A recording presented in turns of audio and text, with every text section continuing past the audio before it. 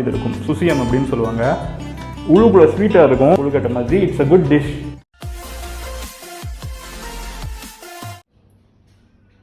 Welcome to Prakalya's food channel. இன்றைக்கி நம்மளோட வீடியோவில் பார்க்க போகிறது சுசியம் எப்படி செய்யலாம் அப்படின்றது தான்.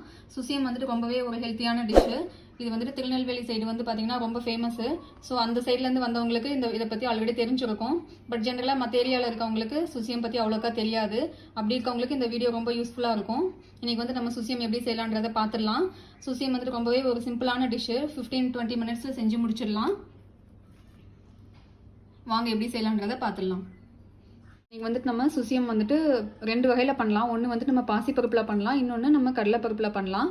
இன்றைக்கி வந்துட்டு நான் கடலைப்பருப்பில் எப்படி பண்ணலான்றது தான் காமிக்க போகிறேன். நான் வந்துட்டு ஒரு கப்பில் கடலைப்பருப்பு எடுத்து ஊற வச்சுருக்கேன். ஒரு 1 hour வந்துட்டு ஊற வச்சு எடுத்து வச்சுருக்கேன். நம்ம கடலைப்பருப்பு ஊற வச்சும் எடுத்து நம்ம யூஸ் பண்ணலாம். அப்படி இல்லைனா டேரெக்டாகவும் வந்து நம்ம குக்கரில் வச்சு வேக வைக்கலாம். இப்போ நான் ஊற வச்சு எடுத்து வேக வைக்க போகிறேன் குக்கரில். நம்ம ஊற வச்சு எடுத்து வேக வச்சோன்னா ஒரு 3 விசில் விட்டால் போதும். இதே நம்ம டேரெக்டாக நமக்கு டக்குன்னு அவசரமாக வேணும் அப்படின்னா நம்ம டேரெக்டாக பருப்பு நம்ம வேக வைக்கணும்னா ஒரு 5 விசில் அளவுக்கு விட்டுக்கலாம். அப்போ தான் வந்துட்டு பருப்பு வந்து கரெக்டாக வெந்து வரும். ஸோ நான் இந்த கப்பில் வந்துட்டு ஒரு 1.5 கப் அளவுக்கு நான் பருப்பு எடுத்து ஊற வச்சு எடுத்து வச்சுருக்கேன். இப்போ இதை நம்ம குக்கரில் வேக வச்சு எடுத்து வச்சிடலாம்.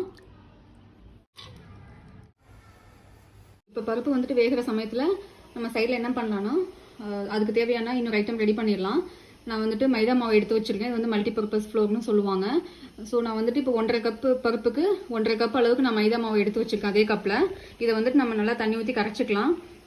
ஓரளவுக்கு நல்லா இட்லி மாவு பதத்துக்கு நல்லா கரைச்சா கரெக்டாக இருக்கும். நம்ம பஜ்ஜி மாவுலாம் ரெடி பண்ணுவோம் இல்லைங்களா, அந்த பதத்துக்கு கரைச்சிட்டா கரெக்டாக இருக்கும். தண்ணி ஊற்றி இதை நம்ம கரைச்சிடலாம்.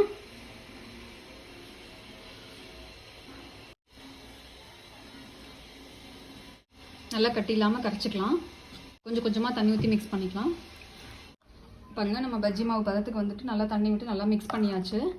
அப்படியே இருக்கட்டும். நம்ம மிக்ஸ் பண்ணுறப்ப வந்துட்டு லைட்டாக கொஞ்சம் சால்ட் சேர்த்துக்கலாம். அப்போ தான் வந்துட்டு அந்த அவுட்டர் லேயரும் வந்துட்டு சாப்பிட்றப்ப ரொம்ப டேஸ்ட்டாக இருக்கும். ஸோ நான் கொஞ்சமாக ஒரு பிஞ்ச் வந்துட்டு நான் சால்ட் சேர்த்துக்கிறேன். இந்த அளவுக்கு சேர்க்குறேன். நல்லா மிக்ஸ் பண்ணி விட்டுக்கலாம். ஸோ இப்போ நம்ம அவுட்டர் லேயருக்கு தேவையான மாவு வந்துட்டு நம்ம ரெடி பண்ணி வச்சாச்சு. அப்படியே இருக்கட்டும். இப்போ கடலைப்பருப்பு வந்துட்டு நான் 3 விசில் விட்டு எடுத்து வச்சுருக்கேன். பாருங்கள், நல்லா மலர்ந்து நல்லா வெந்திருக்கு. தண்ணி வந்துட்டு நம்ம ஆல்ரெடி கரெக்டாக வச்சுருந்தோம்னா நம்ம ஃபில்டர் பண்ண தேவையில்லை. இந்த மாதிரி தண்ணி எக்ஸ்ட்ரா இருந்துச்சுன்னா நம்ம அதை வந்துட்டு தனியாக ஃபில்டர் பண்ணி நல்லா நம்ம ட்ரை பண்ணிக்கலாம் பருப்பை. இப்போ பாருங்கள், பருப்பில் இந்த தண்ணி எல்லாத்தையும் நல்லா ஃபில்டர் பண்ணி நல்லா ட்ரை பண்ணியாச்சு. இது தண்ணியாக இருந்ததுன்னா நமக்கு வந்து பூர்ணம் ரெடி ஆகிறதுக்கு ரொம்ப டைம் ஆகும். ஸோ அதனால் நம்ம நல்லா இந்த மாதிரி ட்ரை பண்ணிக்கலாம். பண்ணிவிட்டு நல்லா எனக்கு வெந்திருக்கனால நான் என்ன பண்ணுறேன், டேரெக்டாகவே மசிச்சிடுறேன். இன்கேஸ் உங்களுக்கு வந்து பருப்பு முழுசாக இருந்துச்சு அப்படின்னா நீங்கள் என்ன பண்ணலாம், மிக்சியில் கூட ஒரு அடி அடிச்சிடலாம். நல்லா நம்ம இந்த மாதிரி மசிச்சிடலாம். பாருங்கள், இந்த அளவுக்கு மசிச்சிக்கலாம். ரொம்ப நைஸாக மசிக்க வேணாம்.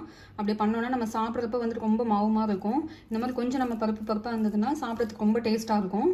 அப்படியே இருக்கட்டும். இது இப்போ பூர்ணம் ரெடி பண்ணுறதுக்கு நமக்கு வெல்லம் தேவை. ஸோ வெல்லம் வந்துட்டு என்னென்னா, நான் இந்த கப்லேயே வந்துட்டு நான் ஒரு 1.25 கப் அளவுக்கு நான் எடுத்திருக்கேன். ஸோ 1.5 கப்பு பருப்புக்கு 1.25 கப் அளவுக்கு நான் வெல்லம் இந்த மாதிரி சின்னதாக உடச்சி வச்சுருக்கேன். குண்டு வெல்லம். இதை வந்துட்டு நம்ம கரைச்சிடலாம்.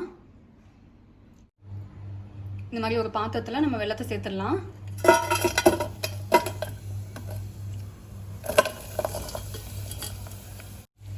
கூடவே வந்துட்டு கொஞ்சமாக தண்ணி சேர்த்துக்கலாம். தண்ணி வந்துட்டு ரொம்ப சேர்த்துட வேணாம். ஏன்னா ரொம்ப சேர்த்தோன்னா வந்துட்டு ரொம்ப நமக்கு லிக்விட் ஆகிடும். ஸோ ஒரு 1/2 டம்ளர் அளவுக்கு நம்ம தண்ணி சேர்த்துக்கலாம். ஏன்னா அது நம்ம கரைச்சி வந்து ஃபில்டர் பண்ண போகிறோம். அதில் இருக்க தூசிலாம் நம்ம எடுக்கிறதுக்காக.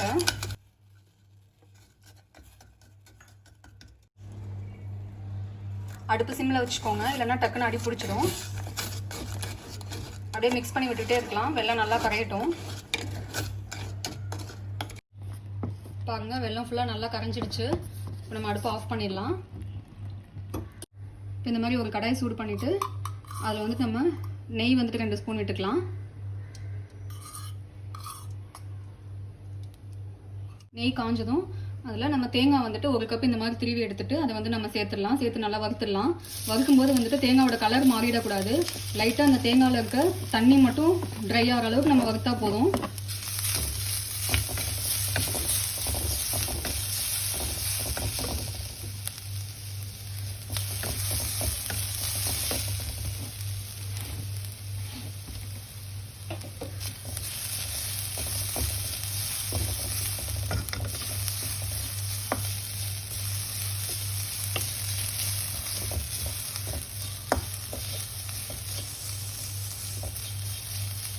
பாருங்கள் தேங்காயில் இருக்க அந்த தண்ணி எல்லாமே நல்லா ட்ரை ஆகிடுச்சு. இப்போ நம்ம கரைச்சி வச்சுருக்க வெள்ளைப்பாகை எடுத்து இதில் ஊற்றிடலாம். ஊற்றுறதுக்கு முன்னாடி நம்ம ஃபில்டர் பண்ணிக்கலாம். நம்ம டீ ஃபில்டர் வீட்டில் இருந்துச்சுன்னா அதை யூஸ் பண்ணி நம்ம ஃபில்டர் பண்ணிக்கலாம்.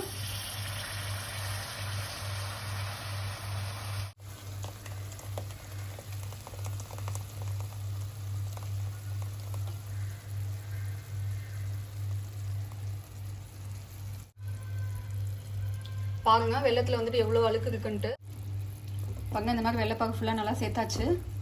இந்த வெள்ளைப்பாகுலேயே வந்துட்டு தேங்காய் ஒரு 2 நிமிஷம் அப்படியே வேகட்டும். அடுப்பு சிம்லேயே இருக்கட்டும். இப்போ நம்ம கூடவே வந்துட்டு ஏலக்காய் பொடி சேர்த்துக்கலாம் வாசத்துக்காக. நான் ஏலக்காய் வந்துட்டு கொஞ்சமாக சர்க்கரை சேர்த்து அரைச்சிருக்கேன். இல்லைனா வந்துட்டு ஏலக்காய் அரைப்படாது. உங்கள்கிட்ட ஏலக்காய் பொடி டேரெக்டாக இருந்துச்சுன்னா நம்ம அதை கூட சேர்த்துக்கோங்க.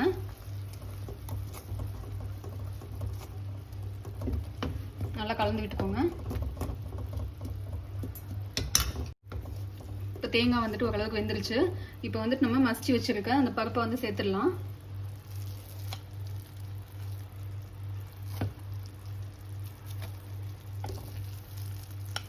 நமக்கு பருப்பு வந்துட்டு இந்த மாதிரி நல்லா கெட்டியாக ட்ரையாக இருந்துச்சுன்னா நமக்கு பூர்ணம் வந்து டக்குன்னு ரெடி ஆகிடும்.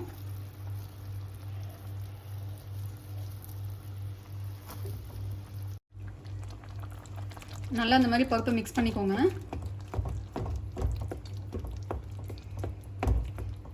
கட்டி இல்லாத அளவுக்கு நல்லா மிக்ஸ் பண்ணிடலாம்.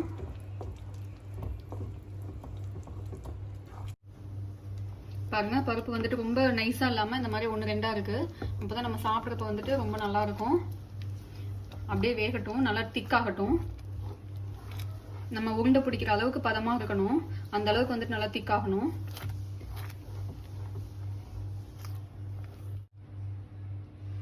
பாருங்க ஒரு 10 நிமிஷம் பக்கமாக நம்ம அப்படியே வேக வச்சுட்டே இருந்தோம்னா கிண்டிகிட்டே இருந்தோம்னா இந்த அளவுக்கு வந்துடும். பாருங்க இந்த அளவுக்கு நல்லா திக்காயிடுச்சுன்ட்டு நமக்கு பூரில் வந்துட்டு ரெடி ஆயிடுச்சு. இப்போ அப்படியே நம்ம ஆற வச்சிடலாம். ஏன்னா சூடாக இருக்கும்போது செய்ய முடியாது. நல்லா ஆறட்டும் கொஞ்ச நேரம். இப்போ பாருங்க பூரில் நல்லா ஆறிடுச்சு. இப்போ நம்ம அதை உருண்டை பிடிச்சிக்கலாம். நமக்கு தேவையான சைஸுக்கு உருண்டை பிடிச்சிடலாம். நான் நார்மல் சைஸாக பிடிக்கிறேன். நல்லா அழுத்தி விட்டு உருண்டை பிடிச்சிக்கோங்க. அப்போ தான் வந்துட்டு நம்ம எண்ணெயில் போட்டு பொரிக்கிறப்போ வந்துட்டு பிரியாமல் வரும்.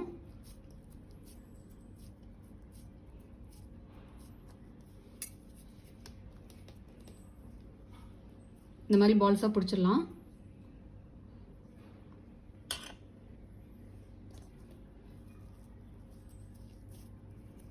இதே மாதிரி எல்லா மாவையும் உருண்டை பிடிச்சிக்கலாம்.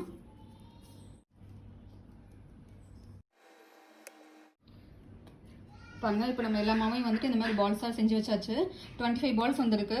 ஸோ நான் எடுத்த கப்பு சைஸுக்கு வந்து பார்த்தீங்கன்னா எனக்கு 25 சுசியம் வந்துட்டு வரப்போகுது. இப்போ நமக்கு ஆல்ரெடி வந்துட்டு அவுட்டர் லேயருக்கு வந்துட்டு நம்ம மைதா மாவு ஆல்ரெடி மிக்ஸ் பண்ணி ரெடியாக வச்சுருக்கோம். ஸோ இப்போ பூர்ணமும் ரெடி ஆகிடுச்சு. இப்போ நம்ம இந்த பால்ஸை நம்ம அதில் டிப் பண்ணி எண்ணெயில் போட்டு எடுத்துடலாம். இப்போ நம்ம பால்ஸ் எடுத்து இதில் டிப் பண்ணிடலாம்.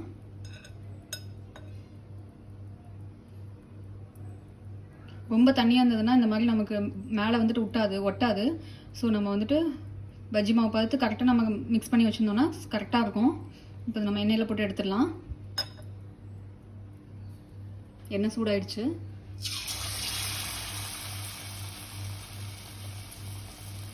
அடுப்பு வந்துட்டு கரெக்டான சூட்டில் இருக்கட்டும். சிம்மில் வச்சுக்கோங்க, இல்லைன்னா மீடியம் சைஸில் வச்சுக்கோங்க.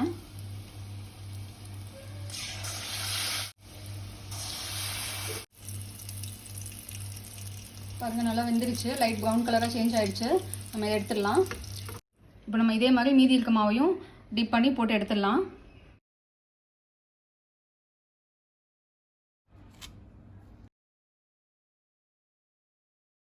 இப்போ சுசியம் வந்துட்டு ரெடி ஆகிடுச்சு. வந்து பார்த்திங்கன்னா சொன்ன மாதிரி ஒரு 15-20 மினிட்ஸில் இப்போ நமக்கு ரெடி ஆகிருக்கு. அவ்வளோ சீக்கிரமாக செய்யக்கூடிய ஒரு டிஷ்ஷு. ரொம்ப டேஸ்ட்டாக இருக்கும்.